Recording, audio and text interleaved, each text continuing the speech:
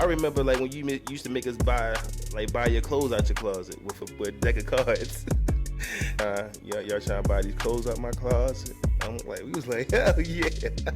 5, 6 kings, queens. You're like, what's the king's worth? He's like, that's $10. And I was like, all right, bet. So we going through his closet, picking out clothes. Like, ooh, Kendrick, can I get this? Kendrick, like, hey, give me that. By the end of the night, we got 2 big ass bags of clothes in our room. We can't even fit and wear to school. Yeah, yo, from the crib, Foster Brothers. It's K.E. Phil, y'all ready? Let's get it. Straight out of Baltimore where the streets got grit. 3 brothers on the mic, we legit as it gets. K-teched out, never missing a step. Got innovation stacking, always keeping it fresh. Ellis, he the rhythm, keep the beats intact. Music's in his veins, got the speakers packed. Flow smooth like jazz, soulful to the core. Creativity hitting like never before. Phil got swag, fashion killer, game tight. Style elevated, every drip just right. Sports on lock, jersey fresh to the kicks. From runways to courts, he keeps it slick. Welcome to the crib, Foster Brothers got flow. Real talk, real vibes, Baltimore to the globe. K.E. Phil, yeah, we keeping it lit. This is how we do it live, straight from the crib. Yeah, let's go. It's Foster Brothers, baby. From the crib podcast, tune in. Let's go. What's good, family? Another episode of From the Crib podcast joint with your boy Phil, E, and K. What's going on, fellas? Chilling. Let's get into it. So today we're gonna start off with our first segment, which is called Good Brother. And I call it Good Brother. It reminds me of my man Twan the Twan Donster, who was good but good brother. And with the show good, with the topic Good Brother is I'm gonna ask 2 questions to each, you and K, E and K, right? So y'all answer the questions. Some of them might be multiple choice. Some of them might be just like topic questions that you should know about your brother, and that make you a good brother. So are you gonna be his bro or you gonna be his foe? I mean, are we brothers or y'all co-workers? That's what we gonna break down today. And today I got a surprise for y'all. It's check out this. So it's a 1-to-1. It's a 1-of-1 designed by your boy Philly Cash. Custom graphic tee for the prize today. From the Crib podcast. Okay. And that's not even the best part of it. Check out the back. Who gave this nigga an opportunity? Yeah, that's hard. So this is the prize. Yeah, that's hard. So we got the first, the 1-of-1 From the Crib podcast. I'm actually going to set it up behind me. I got my little set. Dang, who made that joke? Because that was what I could, courtesy of Towson Mall. Y'all know I be in the city. Hold on, can y'all see it? Hold on, let me set my little. What size is that? I got it in. I can't fit that. Ain't nobody fit that, but okay. I put it on the wall. Well, then I guess y'all gonna have to return it. No, we might have to put them on the market for real. That might have to be the first merch drop right there. You got who gave this nigga out? Yeah, that's I it. can see it. Yeah. That's gonna be my backdrop today. Tough though. All right, so we're gonna start with the first question. Who wants to start it out? I start. Go ahead, E. All right. So, all right, E. So, K played high school baseball for Northern baseball team in the early 2000s, where he recorded a city championship. What was their mascot? What was Northern's mascot? A Northern Viking. I already knew that. Oh, okay. He got it. All right. All right, it's on you, K. All right. Ellis played for the University of Shepherd in the 2012-2013 season. During his time there, what 2 jersey numbers did Ellis wear during his time at Shepherd? 14 and I don't know, 33. You got that. Oh, he got it. Hey, he got that. All right, E, explain that one though, E. I know I didn't get Kendrick to explain his northern traits, but we're gonna get to it. But Yeah. We'll explain that. So this is funny because when I left URI, I went to Essex to take a couple classes, right? So at this time, I'm not, the only way I know how to get into school is getting a scholarship and just going, right? So I have no clue how I'm gonna get back in school. So Trev, shout out to Trev Turner, he told me, he was at Shepherd at the time, he was like, hey, they having tryouts up here, you should come try out. At this point, I didn't have an option. And I'm like, all right, I'm gonna come up there and try out. So Dad took me up West Virginia. It was like a combine setting. Like, we was running 40s, running shuttles, we doing bench press, and we did a couple, like, you know, position drills. So I'm, you know, and mind you, I only had like two weeks to get in shape for it, because I'm not in like football shape. I'm just trying to graduate so I can get to the next school. So we did a little combine, and then none of the coaches had said nothing to me. So I'm like, like I don't got nowhere to go after this, yo. Like, what we gonna do? I get in the car with Dad. He's like, so what they say? And I'm like, ain't nobody say nothing to me. He was like, you had me drive up here and nobody said nothing to you? I said, hold on, I'll be back. I got in the car and went up to the coach office. I'm looking at the coach. I was like, I found with DB coach. I like, coach, like, y'all gonna call me, or like, how I supposed to know if I made the team, if I can make it into the school? And then he was like, we'll give you a call. So 2 weeks later, he called me. He was like, hey man, we got grants for you. Boom, boom, come up. So when I came up, I'm just there as a DB, and I'm playing through DB camp. But I see that they already had like 5 DBs already there. They already had scouted them. That's their guys. So I went to the head coach office. They gave me 33. They just gave me the last like DB number. They gave me 33. I'm like, all right, I'm gonna rock it out, whatever. So I go to after the season, well, not after the season, after the spring game or something like that, or after the first game at the Shippensburg. Y'all came up to that game. That game was live. Yeah. After the first game, I'm like, yo, I'm not seeing the field. I'm playing special teams. I'm like, nah, this ain't going down, bro. So I went to the head coach. I was like, coach, let me play my natural position. Let me play quarterback. And he was like, he didn't care. He was like, oh, I'm on the 4th in the depth chart at DB. I don't care. Okay.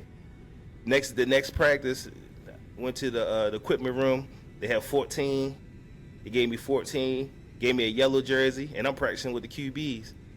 Only black quarterback on the roster. So you already know what I'm doing at practice. I'm launching every ball, 50, 60 yards, bulleting, splitting defenders, throwing the ball as hard as I can. And then that's when they was like, oh yeah, this dude can play. So ever since then, they kept me at 14. I became the second wide receiver and quarterback. I'm playing in the games. So that's how I ended up getting 14. I just kind of betted on myself. It was like, man, I'm not about to be the 4th string cornerback. I'm just about to be an athlete on here and just show what I could do. I was about to say, because it was like, you don't see that too often. Somebody come in there and change their number on the same season. You know what I mean? Nah, bro. So I was like, they didn't know me, bro. They were trying to treat me like trash. They didn't know me, bro. I'm a walk on. Yeah, on that same thing though. So if the listeners don't know, you had a scholarship to Rhode Island, but throughout high school you were a quarterback. How did you end up being, I think at first a running back and then a cornerback at so Island? When I went to Rhode Island, they had me marked down as an athlete, as their recruiting class coming in. So they didn't even give me a position coming in. So by the time I get into training camp for URI, we had the conditioning test. That conditioning test I had you doing at 110, Bill? 110. Yeah, 16 110s, yeah. So we came into camp, and all the majority of the upperclassmen failed it, and the coach was pissed. He was like, y'all running all practice, every practice, all practice. So it was like 4 practices where we didn't have no upperclassmen. So who getting the reps? The freshmen. All the freshmen getting the reps, and all the upperclassmen running around the field getting in shape because they didn't pass that conditioning test. So I'm getting all the reps. I'm getting mad tape. I'm getting mad like one-on-ones. I'm getting like mad film. So after by the time mids, I'm getting reps at corner because all the corners failed their conditioning test. So they needed DBs. As an athlete, they just put me over there like, hey, look, we need DBs. Hey, we don't got no bodies. So I'm putting good tape on there. The season come along, I'm one of the 2 freshmen starting. Just because upperclassmen failed the conditioning test and I was getting math practice film and I was just getting way better. Like I'm adjusting to college ball faster. So like when we was talking about in last show, like opportunities, bro, like sometimes it's just luck. And I was just lucking out on every single corner, bro. Like I went in there like I'm just trying to figure out what I'm supposed to be doing.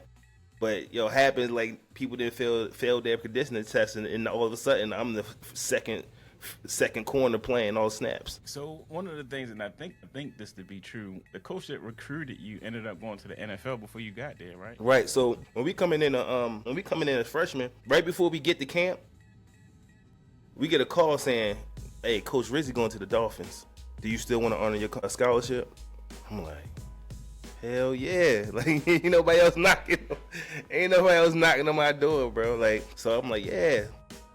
So when we get... Yeah, and then at that point, they passed recruiting at that point. What I'm supposed to do? Like, I'm a chill. Nah, I like Rizzi. Like, he was cool. But, so we get up there. We are basically a brand new recruiting class with a coach that didn't even pick us. So, like, imagine how that is. And then the year before that, they had a Hard Knocks. They had a Hard Knocks on the local TV. So we watching like last season, watching their Hard Knocks on TV. So we thinking like, this is lit. But Rizzi had it going to another level. Like he had cameras everywhere. Like kind of compared to like Dion doing. He's building a storyline for the university and bringing that attention to it. As soon as he left, all things changed. We just got a mischief coaching staff that got old Rutgers coaches on it. You know what I'm saying? We just got old Rutgers coaches on our staff. So he wasn't even on the He wasn't on the staff prior. He came from Brown. He came from Bowling Green. That's where he came from. They just found an interim coach real quick. We just got a whole bunch of old Rutgers assistant coaches that really was kind of misplaced because their head coach left. Yeah. So that was like kind of crazy coming into, and he was probably like, I think a lot of those players would say that he was one of those coaches that you didn't really like connected with at all. And Rizzi's still in the NFL. Right? Yeah, I think so. I believe he was an interim head coach this year, wasn't he? I think he stepped in for one of the coaches that had got fired. Okay. Hey, call him back, see if you can get a coaching job. No, for sure. All right, back to the good brother questions. I think it's on you, E. So y'all tied 1-1. Y'all both got your first question right. All right. So currently, K is the proprietor of Kendrick Foster Tech YouTube channel, influencing audiences where tech meets reality. According to YouTube, what year was his channel established? I got some multiple choice for you. A, 2011. B, 2009. C, 2020. It's me, right? It's you. Wait. What year was Kendrick Foster Tech Channel established? I'm gonna go with 2020. That is incorrect. His channel was established 2009. in 2009. So K, 2009. K, give us a little background about what influenced you to start your channel. Then were you doing this since 2009, or did some things shift over time? No, so yeah, that's inaccurate. So I knew he was gonna get that wrong. Basically, rookie mistake when I first started my channel was I just used my YouTube account that I watch YouTube on, and that date you're saying is just when the account was created. I didn't start making videos until 2021. Oh, so yeah, that date is just. If you go on the back end of YouTube, you're gonna see old videos of Phil dancing. You're gonna see old music videos we made. Like that's just my my YouTube account at the time that I used to watch, and I didn't make a new one when I created my channel. So that's why that date's saying 2009. All right, that was a trick question, but you know, according to the YouTube, that's what they, that's what they put on there. All right, K. Anybody starting a YouTube channel, create a new account. That's his new record. Hold on, why is that? Why is that though? All right, so we Because if you already have uploaded videos, you're gonna have to delete them or put them on private. So it'd be better just to start a fresh channel. And you want to make sure that your email account associated with that account is private. So of course it's private now, but when I started, probably everybody had that email address, which is not the best for your account's sake. I think you're picking up some of your background. Yeah. What do you hear? I don't know. It's like a fan or air condition or vacuum air conditioner or something. All right. So I think we on UK. So we got the question for E. All right. So Ellis currently has music streaming on Spotify, Apple Music, just to name a few streaming sites. How many albums do he currently have streaming on Apple Music? It's a multiple choice one. Okay. So A1, B2, C3. How many albums do Ellis currently have streaming on Apple Music? Like whole albums? Yes. I'm gonna say 2. You are correct. He currently have 25 Summers and Reflections currently streaming on Apple Music. Which leads me to my next question for E. What any projects coming out that you working on that to up that album? Any albums you working on? Any projects you working on? Any singles? Well, I mean, I got a lot of. I actually got a whole pop album that's done, and that's like wrapped up in like a whole bunch of paperwork. So that's probably not gonna come out no time soon. I do have a lot of like individual songs that I've worked on, but right now I think my focus is really trying to do a timepiece, like meaning like me now, kind of like. I think I have a lot of like new perspectives on things that I kind of want to, put out, and just kind of like trying to like brainstorm ideas for what that sounds like for a 35-year-old E. Foster. You know what I'm saying? So that's like beat selection. That's content. That's like I got a son now. So how do I incorporate that? I got a wife now. How do I incorporate that? I got a daughter. How do I incorporate that? So like sound wise, that's kind of where I'm at with it, and I just haven't figured out what that sounds like on paper or on in your ears. So I'm trying to do like a little 444 type of feel, type of album. So that's what I'm brainstorming now. So right now, K got the lead 2-1. With the lead. So I mean, I don't know if y'all who gave this nigga an opportunity t-shirt. It's still up for grabs. So I had some tiebreaker questions because I was originally gonna give y'all 2 apiece, but now we're gonna slide into the tiebreaker questions about your boy. Y'all know I'm big on traveling, so let's see if y'all know. So this is a question for y'all. I'm gonna let K go first since he's in the lead. So I'll travel to all these places. Cause how was tiebreaker? I'm gonna ask. I got 3 more questions. You can catch up in those 3. I'll make the last one 2 points. I'll make the last one 2 points. All right. I've recently or over the past years traveled to all these places except A, London, B, Amsterdam, C, Italy, D, Wales. I traveled to all these places except for Amsterdam. I've been to all these places. You are incorrect. The only place I haven't been is Wales. All right, question on you, E. You could tie it right here. What was the 3 colleges mascots that I attended? What was the 3 mascots of the 3 colleges I attended? You went to Morgan State. That's a bear. You went. All right. You went to UDC, and that was a Firebird, and then you went to Dean. Okay. That was a bulldog. Yeah, that's correct. So I ain't gonna lie, this is not much of a flex because You couldn't stay in school. the reason why I was a journeyman, I did start out at Morgan State. My GPA was a 1. You don't have my jersey number. Yo, my GPA was a 1.7. Yo, I knew I messed up when mom, you know how big mom was with school growing up. When she came to me, she was like, a 1.7? School not for everybody. That's when I knew I was messed up. I said, damn, my own mama told me quit, give up. My own mama told me, you don't need to be in school no more. So that's what I knew. I was like, all right, I got get my life together, and I went to Dean College. Shout out to Dean, man. That was my second chance U. I went there, ended up getting a Division II scholarship for lacrosse and playing football and lacrosse up Dean. So that was like my second chance U. But yeah, man, I had that 1.7.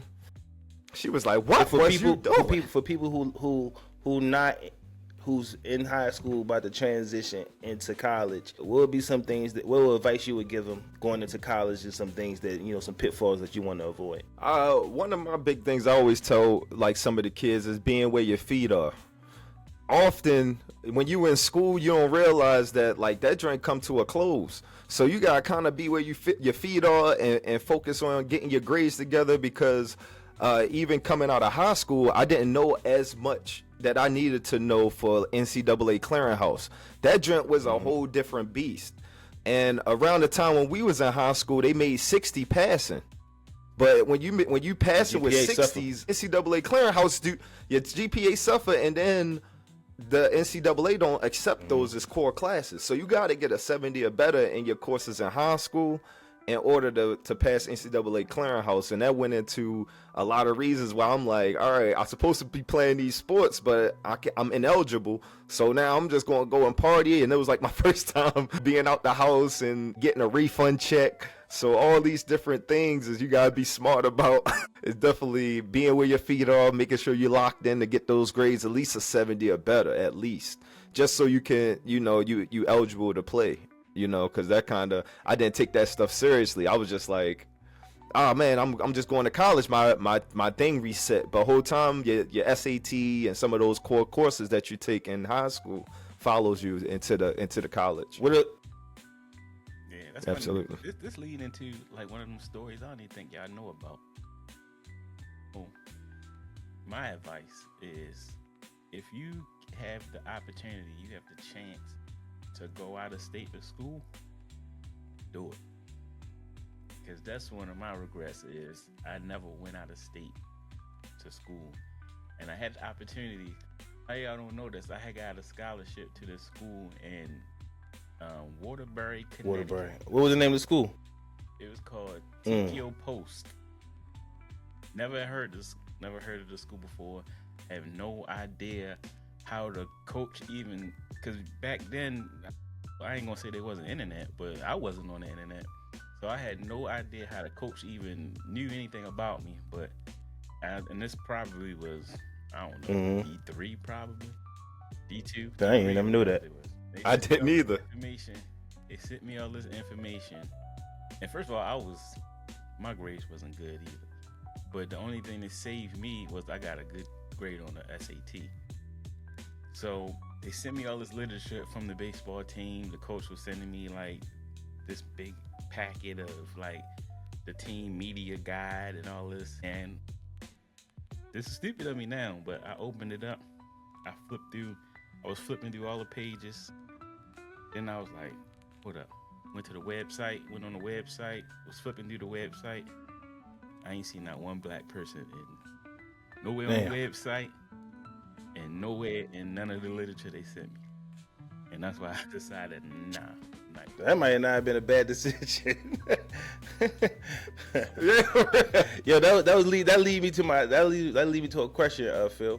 Because when he say that, what was the difference, good and bad? Give me like the good and bad, because you went from a HBCU to a prep school in Massachusetts to a more diverse school in UDC in DC. So what was those pros and cons to going to those three different types of universities? Now the pros, like you said, going to those three different schools, you get the diversity part of it.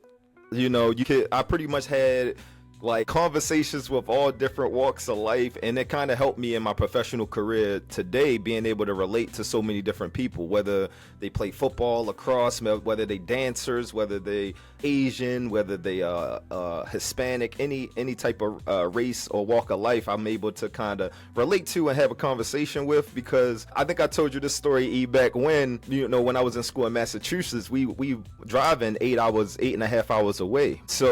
So often when we used to have like Thanksgivings and stuff like that, I was out there for 2 years. I would stay out there for Thanksgiving with the international kids. And it was funny because when all the people that I hung out with, like people on the football team or people on the lacrosse team, when I was out at Dean, they was going home for school break, and I'd be up there with the kids from Tokyo, Japan, all them kids. So I'm chilling with them during the winter and the Thanksgiving break. And when everybody would come back, I would be walking across campus. They'd be like, "What's up, cousin?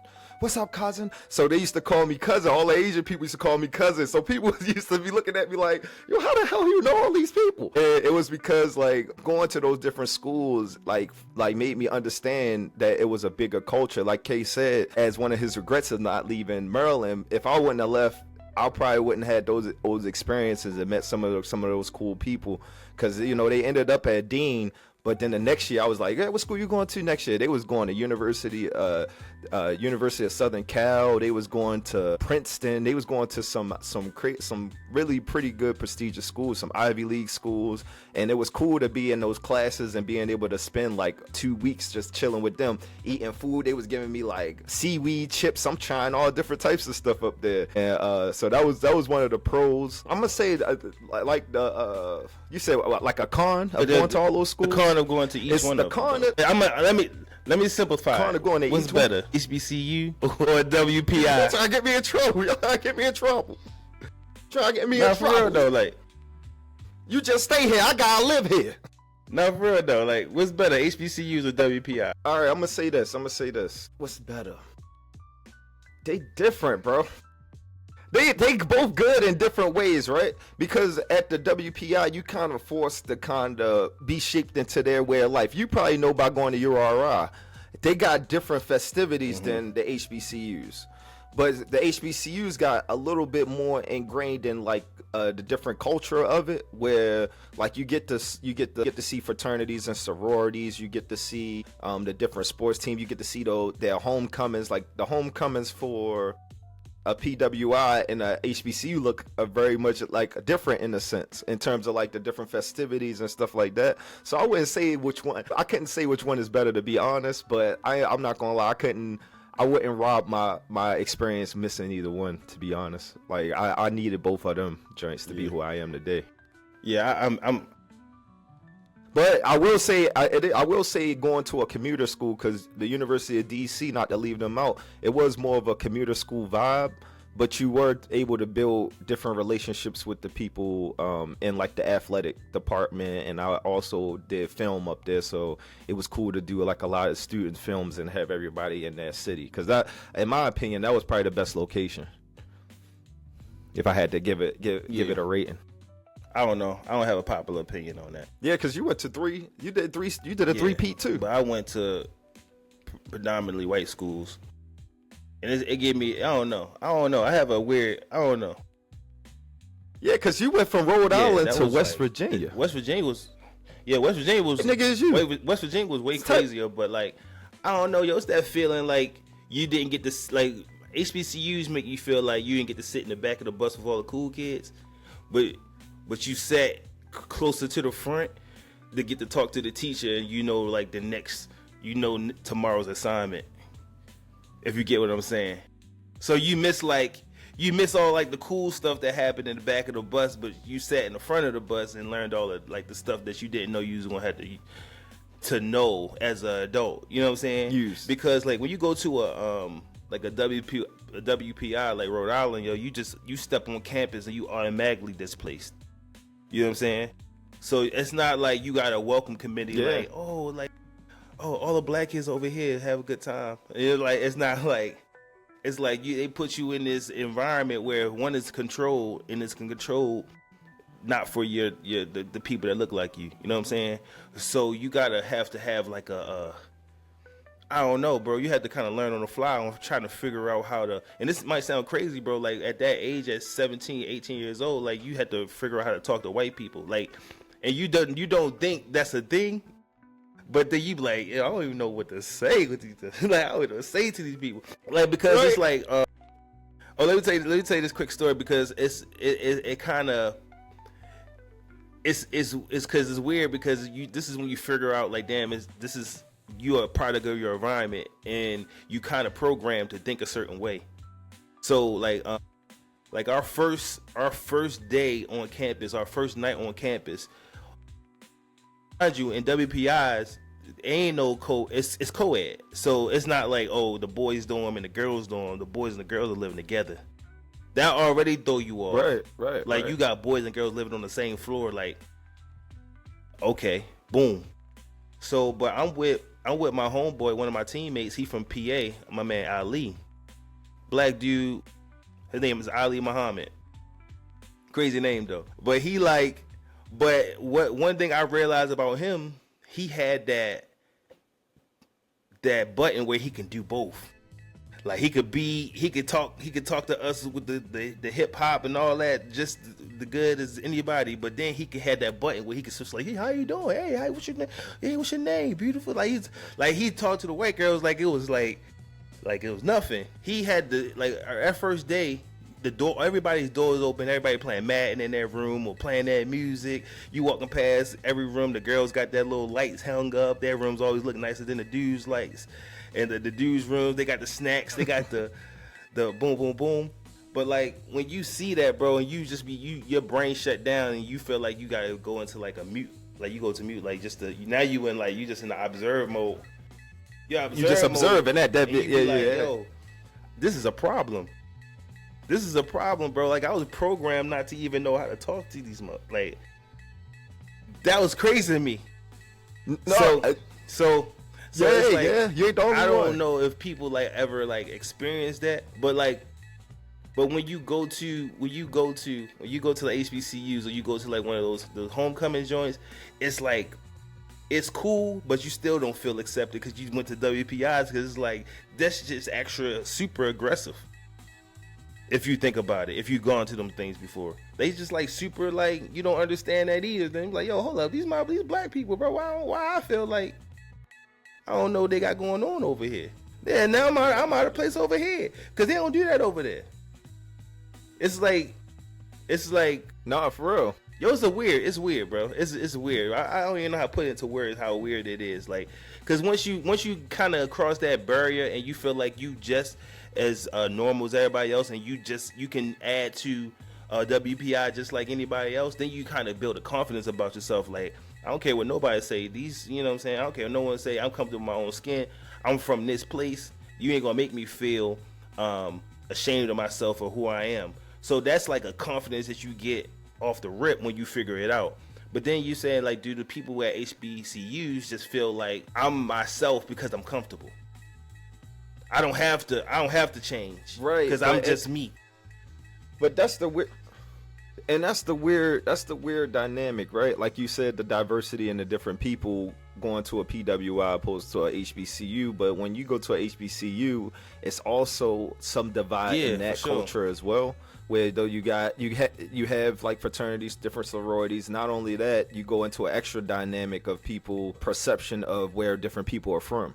So you might have people from New York, you might have people from DC, you got people from Baltimore, of course. Mm-hmm. You might have people from Jersey, Philly. They all already have their cliques, so they kind of gravitate towards each other. So then they gotta accept those differences. And then you also have that dynamic with athletes, and then you got the different teams, and then you got that dynamic with athletes versus the regular student. Yeah. And some people could say athletes are privileged, and then some people say so. It's like all these dynamics, different dynamics of college, and And that's why I'm glad I went to 3 different schools, because you can, like, I look at colleges as a micro society within itself. Sometimes when I was on college campus, I forgot I was even in a different, like, you know what I'm saying? Like, you there at a campus so much and every day that it's like you're on a different plane of the world, if that makes sense. Because you walking around in like a micro, like a little micro ecosystem where you like, all right, where you don't have everything you need accessibility to, whether it's going to class, going to school, going to practice, going to get food. It's all in that one area, and you there for a good 6 to 8 months at a time. So it's like it's funny that you say that, because every no, he like, what he said. He said it's like jail. It is in a sense, bro, because you realize when you go to your WPI, you this is the first time you realize you are a person who didn't have a lot, or you didn't have a lot, because you gotta understand, when you go to a WPI, this school was designed with you not in mind. You know what I'm saying? You gotta think 60 years ago they wasn't expecting you to come to this school, nor did they want you to come to this school. You know what I'm saying? So you gotta think all the privilege. That's what I learned. I met him. I met privilege. I met what that looked like. Yo, because when you gotta go into a place and you like, oh, I can have this. Oh, you really feel like you come from like a real barbaric background when you feel like the norm to them is like luxury to you, and that's like an eye-opening thing, like where you feel like they have more. You know, they have an advantage. It's the first time you see it in person. Like you'll see it, like even when them party weekends on URI campus, when all the white girls are like hopping out the car with the same dress on, like they're hopping out the car and they all drunk, and then the cops was like, "You need to ride home." And be like, "Hold up, what? You ain't gonna arrest her?" like she public intoxicated, right? Arrest her. So like, just me thinking like, hold up, where I'm from, they would have carded you or like try to figure out where your parent, bro. It's like a mind switch that you gotta have, where it's like, but then you gotta still stay dangerous at a sense. Like, all right, yo, you ain't one of them, bro. Like you still gotta walk that line. Like you might be at WPI. It's like I'm black and I'm an athlete, so it's almost, you got a target on your back. So it's like almost worse. So it's I don't know, man. I ain't go to a HBCU. I don't know how I would have functioned, but like I know how I had to switch my brain to where I moved at a WPI, and it almost kind of took me back in a time machine. I almost felt like I was in the 1950s a little bit. No, but I'm not gonna lie. Even when I was looking at colleges, I strategically didn't want to go down south, and part of that reason is because like growing up in the city, when you learn about the different history, you like, yo, nothing good. You got sundown towns and stuff like that. I don't need to be nowhere near them joints. And even going to Massachusetts, I ain't tell you I was all right, so we had an all-star game. So when in JUCO, if you like a sophomore at your school, you like a senior in a sense. So they have these like senior all-star combine games that me and my team went to. And I was driving with some of the depots named my man Derek Marshall, and we had some guys with us, and we was driving, and that's when I kind of seen some of their reactions to getting pulled over by the police. Cause I'm thinking like, bro, I'm done. Like he was driving, and he had like a different like tone. Yeah. Like I'm like, bro, I'm trying to go home. Like I don't want to call pops from the prison up in Massachusetts for real. But dude just let us off with a warning. So I was like, oh snap! Like that was my first time seeing something like that. Like how dare you, bro? That's like the most amazing, bro. I see a lot of shit in my life, bro. Watching a white dude talk back to a cop is amazing. Are you fucking kidding me? You know what? You're a fucking asshole. You're a goddamn asshole. I'm looking like damn. Or just being like, I wasn't going that, or even just debating with him like, I wasn't going that fast. You sure?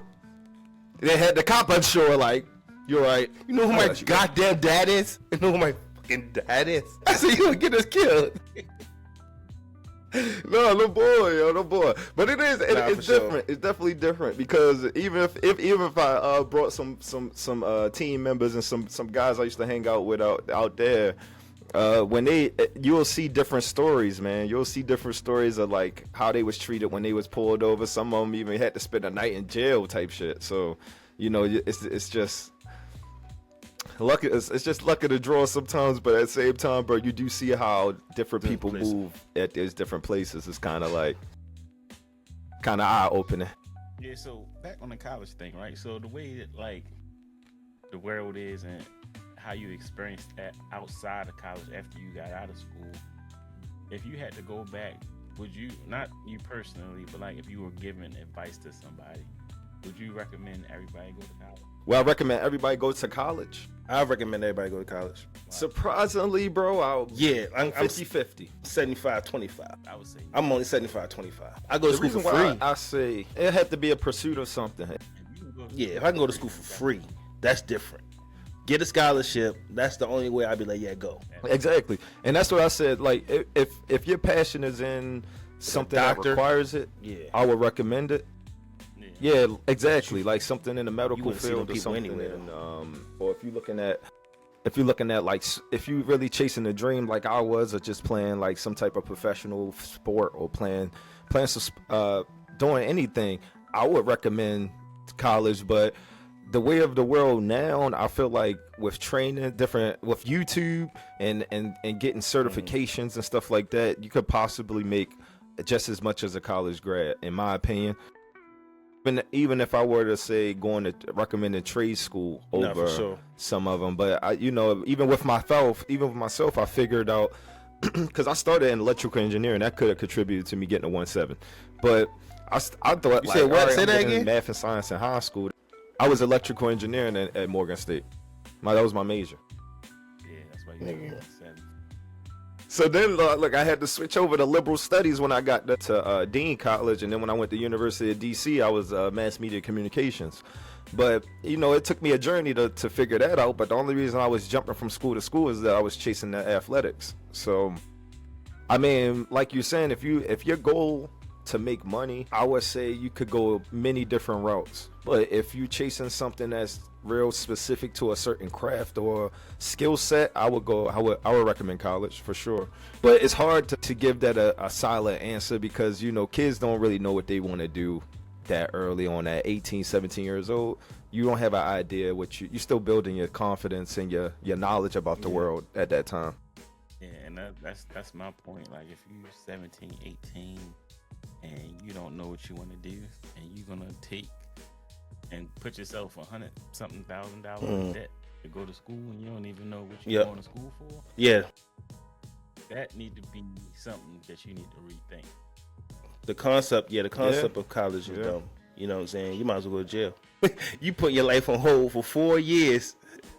You put your life on hold for 4 years, not having no movement, while everybody probably who are not in school getting jobs and building work experience. And then on top of those 4 years that you're not moving, you building up debt. And then so when you get out of school, it's literally like when you get out of jail, you gotta try to find out what you're gonna do with your life to pay back society. like that's literally like what you're doing. So like it don't make sense to me to go to college in that aspect unless you becoming like a doctor, lawyer, when you probably can make that back in like probably 10 years. And the bad part is when you get out of college and get the job, the guy that went into the work field straight out of high school is gonna be your boss. Yeah. And that's the thing. That's what goes back to the conversation we was having on episode 1 about like is opportunity earned or given. In some cases, in certain fields, it's like sometimes you reach that ceiling where, like, I think the timing is the essence of certain stuff, right? Like, if I started in the IT field in 2000, all the CompT, security plus network plus all that stuff wasn't even around yet. So I remember working at the residential foster care facility, and the leader person of our tech never went to school for tech. She kind of just was like in the computers coming out in the early 2000s, and as things start to roll out, she just did on-the-job training and gained that experience. So now, even though she didn't go the route of getting certifications and certain stuff, she had the time and aspect on her side where it really didn't matter if because these things in that field develops. Whereas though, like would you trust somebody that didn't go to college to perform a surgery on you? Probably not. Right. So I think it's an industry timing thing, just based on how like society is rolling. Like, if it makes sense for you or whatever you into, it makes sense for you, then you could go. But like, it was crazy because Dean was like a dance school. And I think more so people, like, you ain't go there so people could teach you how to dance. It's more so like you network, because some of the professors there danced for like Alvin Ailey and was on Broadway and stuff like that. So some of the kids that was going to Dean College for dance, it made sense for them because they felt like they wanted to tap into that network to get those opportunities. But yeah, man, it's kind of not a right or wrong answer, but I would say lean into what you feel your purpose and your goals are personally. Like I said, it's all right if you don't know what you don't want to do, to take some time, take a year and to think about it. And then when you out here in the world living and you say, all right, I want to have one of these jobs that requires a degree. All right, then you can go back and after you get your plan together. But it's just a big decision for 17, 18 years. Yeah, to figure out what they're going to do for 100K in the next 5, how they gonna make 100K back in 5 years. That's a lot to think about. But yeah, you was on your question. What was up? So we tied up, man. This next one, man, this is the last question. This is for the T. Who gave this nigga opportunity? That's my favorite quote from the last show. But all right. Dang, how much? All right, so hold on, yo, take. That was a BTS. But that was a behind the scenes. But yeah, man, as a designer, I think that joint is dope. So all right, this one, I think I'm gonna need y'all to take out y'all phones. Yeah. And enter into our chat, the chat we got together. And whoever first, whoever answer this. What you just said? No diddy. Whoever send the answer through first, they win the 1 of 1 from the Crib Podcast custom tee by your boy Philly Cash as a winner to wear on next show. All right, so y'all ready? Y'all got the chat open? Y'all ready to type? So what 2-time MVP shares the same birthday as Phil? What 2-time MVP shares the same birthday as Phil? Kendrick pulled out with the nose win, with the W. Okay, this will be hand delivered to you sometime this week. I'll connect with you. Yeah, he's the people's champ, man. I ain't been that guy. Kendrick win the T. You know that's gonna. You know, LeBron James a Capricorn too. You could have said him, but he don't share the same birthday. But you know, I throw him in there. I was gonna make it multiple choice, but I didn't want to make it so obvious. Next, was that my next topic, which is our next topic, which is the idea around sibling psychology. So sibling psychology, right? It explores how relationships with brothers and sisters shape a child's social emotional development, influencing their social skills, conflict resolution, and overall well-being as an adult. So my question for y'all, like, what dynamics you think like kind of assist you in your everyday life with like being a sibling? Like what being a sibling, because I know K the oldest, Ellis you middle, I'm the youngest. What are those dynamics and how do they influence your views of the world? Man. I know it's a loaded question. You ask some philosophical questions. Yeah, I had to go with the philosophical because I was thinking this. All right, this is just the reason why I brought this topic today, yo. I was thinking about this the other day, right? So this is gonna go into our later topic that we're gonna talk about because we're gonna talk about Just Hilarious and the Breakfast Club incident, right?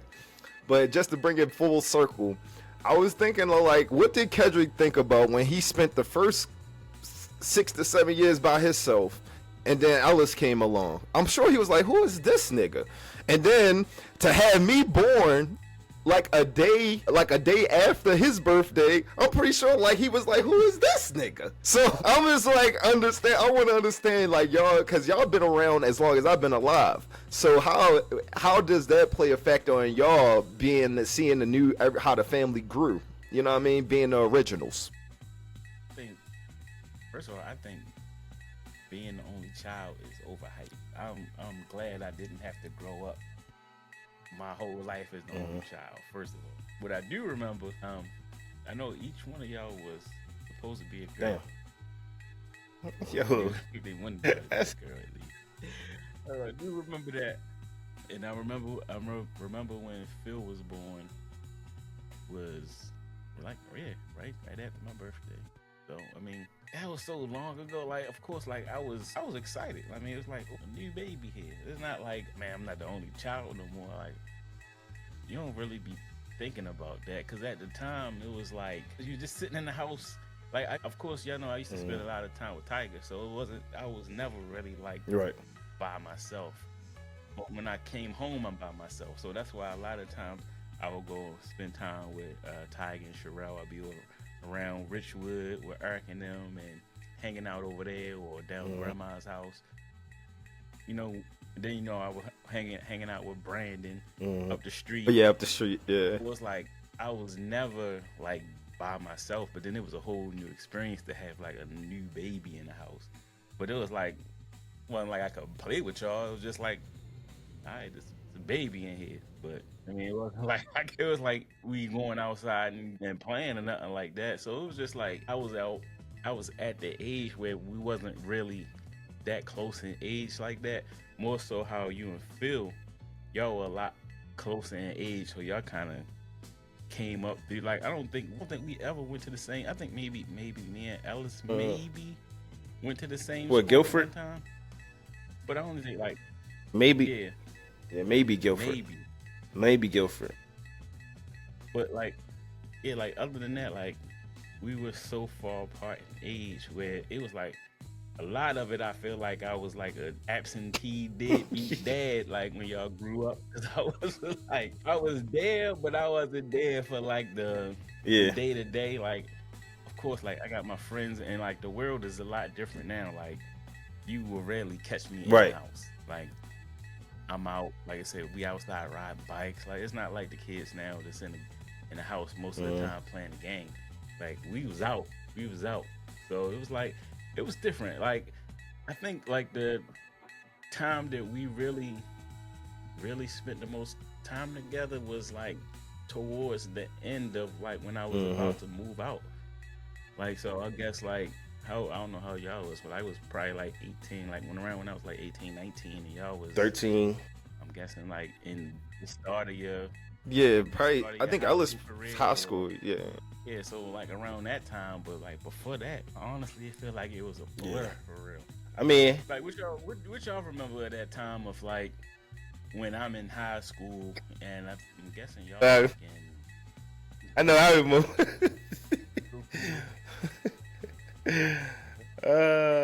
Shit. I mean, I remember a lot though. I remember a lot, but it didn't feel like what you said, like on some like absentee. What you say, absentee? Hey, he said he felt like a baby dad. It just felt like, since like with me being the middle and Phil coming along, it's like I can never have my own shit. You know what I'm saying? like if like it's like, for example, like on my birthday, when I get gifts, he had to get a gift on my birthday. So it's like, why he gotta get something?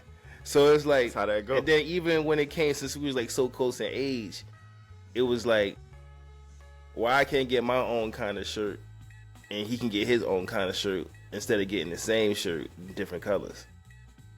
So it's like, different colors. Like we ain't twins, nigga. But nah, like I don't know. I feel like us, like having you as an older brother, we kind of can like, we had stuff earlier than we were supposed to have it. If that makes sense, you know what I'm saying? Like you had the systems, you had the car, you had, you know what I'm saying? You had the cable, you had the TVs and the idea how like technology work and how to hook up like two TVs together so we could play split screen. So we was like more so on some like, yo, what Kendrick got? Let's yeah, like what Kendrick got? We trying real shit. We trying to either see if he gonna let us indulge in what he indulging in, or we just had to wait for him to leave. As soon as that door shut, we in there.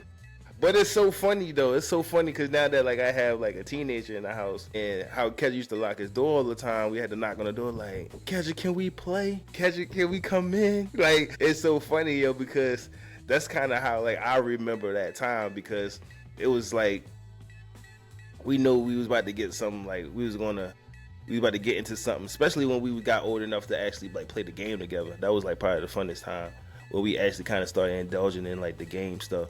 And that's kind of like how what me and Phil mostly did. Like we just played video games, and I had to I couldn't wait for him to come along and actually be good at half of these games, because he's trash. He just started getting good. He just started getting good at shit. It's crazy, but like that's pretty much kind of how like I remember all that stuff. Like, we just couldn't wait to see what you kind of bring in the house, or stuff that you had. Even like I remember like when you used to make us buy your clothes out your closet with a deck of cards. So it's crazy because I just realized and that's the thing, bro. Like Kedge was like before your time, which like he was like, you came to our room with a deck of cards, was like, hey y'all trying to buy these clothes out my closet? I'm like, we was like, hell yeah. And we be in the club. We had like a deck of cards. We had like 4s, 5s, 6 kings, queens. Like, what's the king's worth? Like, that's $10. And I was like, all right, bet. So we going through his closet, picking out clothes. Like, Kedge, can I get this? Kedge look at it like, nah, give me that. We was low key cleaning this man's closet, bro. And then by the time that he was like, nah, you can't have that. Hold it up. Put that over there. He hold it up. He look at it like, hey, give me that. So by the end of the night, we got 2 big ass bags of clothes in our room. We can't even fit away to school. A quick question about some football stuff, man. I always like to give a sports topic, man. Come on now. So, if you Eric DeCosta, right, you wanted to reunite with some of the current free agents that was former Ravens, I'm gonna give y'all a list. So let me know who y'all think. If y'all had a top 3, who would y'all approach if y'all was Eric DeCosta and the current former Ravens that are currently free agents? The list goes: you got C.J. Mosley, you got J.K. Dobbins, you got Rock Ya-Sin, you got Gus Edwards, you got Zadarius Smith, Tony Jefferson, Matt Judon. I believe Joe Flacco had just got signed. Chuck Clark, Calais Campbell, Hayden Hurst, James Prochet, and Tyler Huntley. Of those names, who pop out as, if you Eric DeCosta, that you would go pursue as one of the former Ravens that's free agents? Me, I'm definitely going at Judon. That's a no-brainer. And that kind of add to what we talking about Cooper Rush. I'm surprised they didn't bring Tyler Huntley back. Because when you go sign a backup, you want them to at least have some similarities to your starter.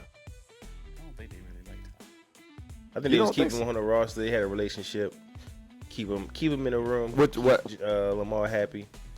I think he had that running aspect to him, but I feel like when he got in, we had a limited playbook with him.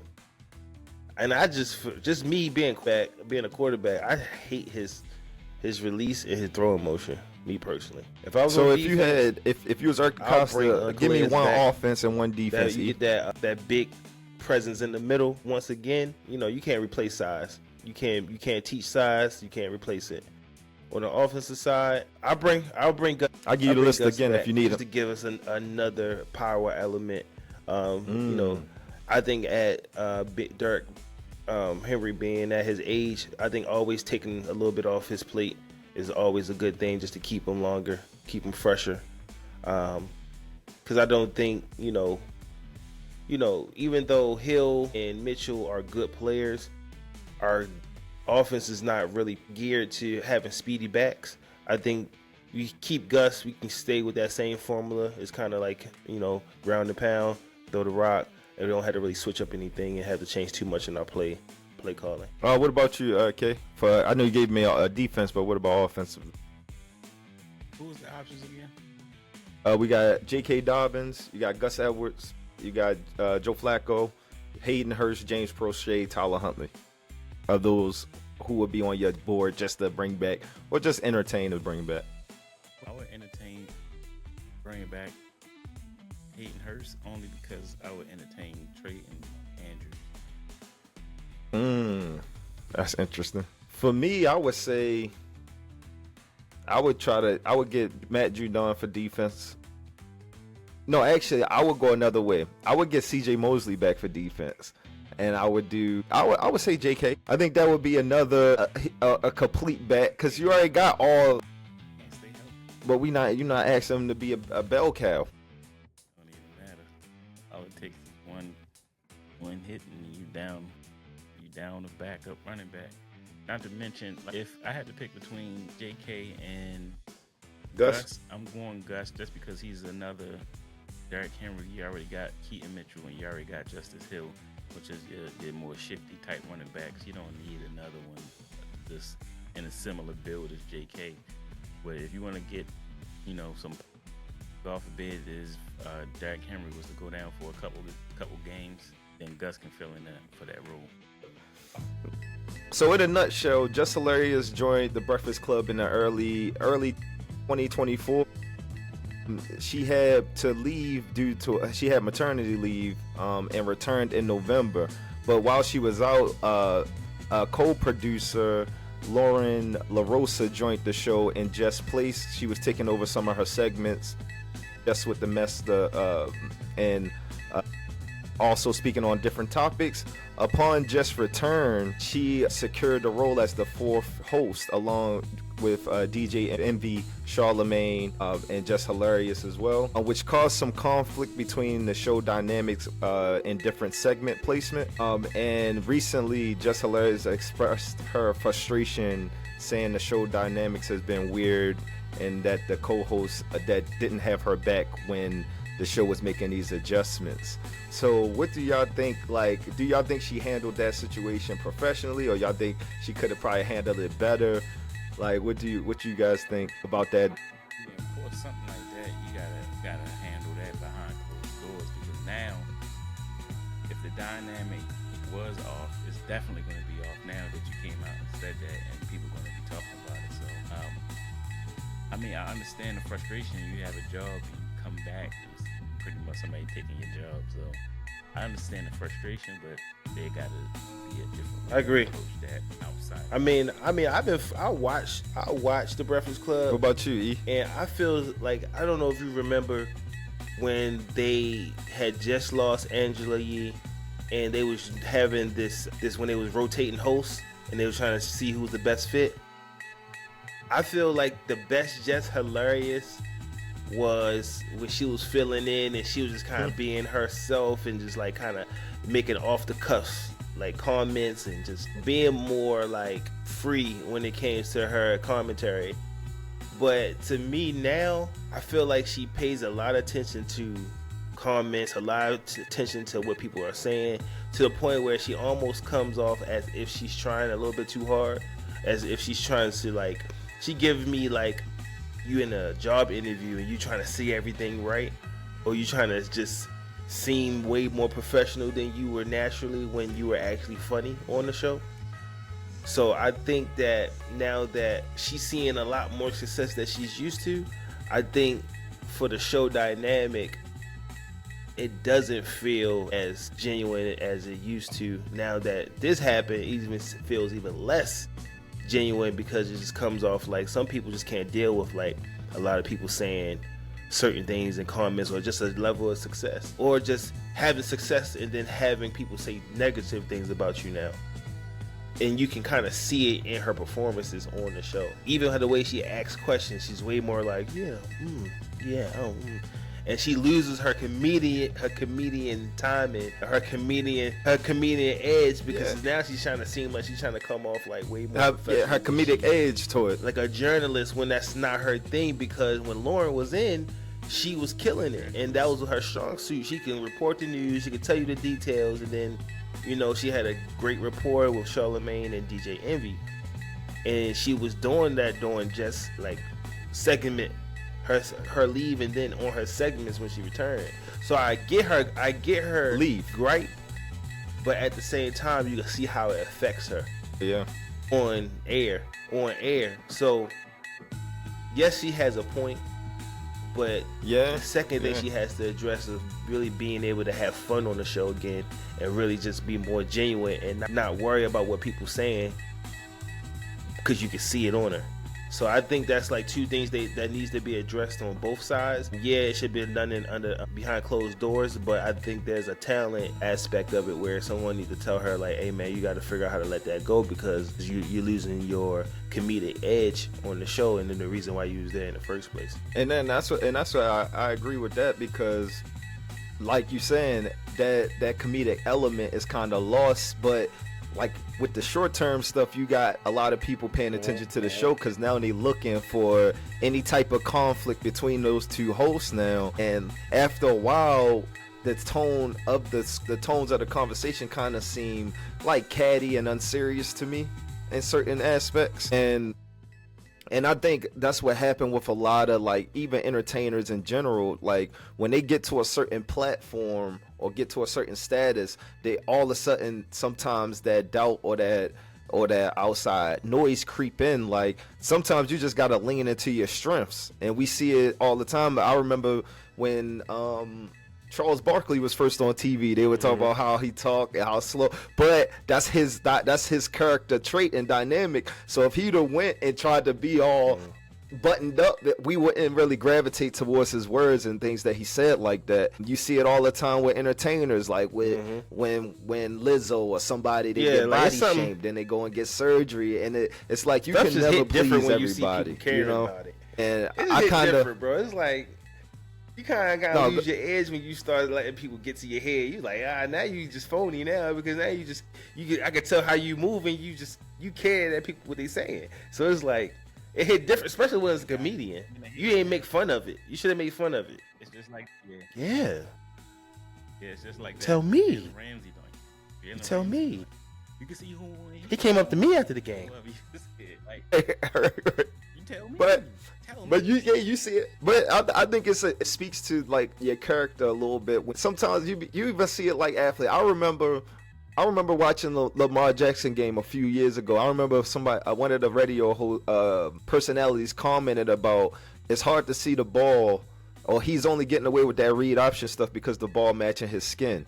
And then the next game, I think they was playing the Bills, and Lamar wore the white sleeves and was doing the same thing. And then in the second half, he just took it off. He just said, I want to show y'all a little something. I can do this like this, but I prefer this way. And you see when people start to lean into their craft or in their purpose, they get better results, because somebody always going to have haters, and somebody always going to have something to say. All right, fam. Thanks for joining us for another episode of From the Crib Podcast, brought to you by Phil, E, and K. We'll see y'all next time.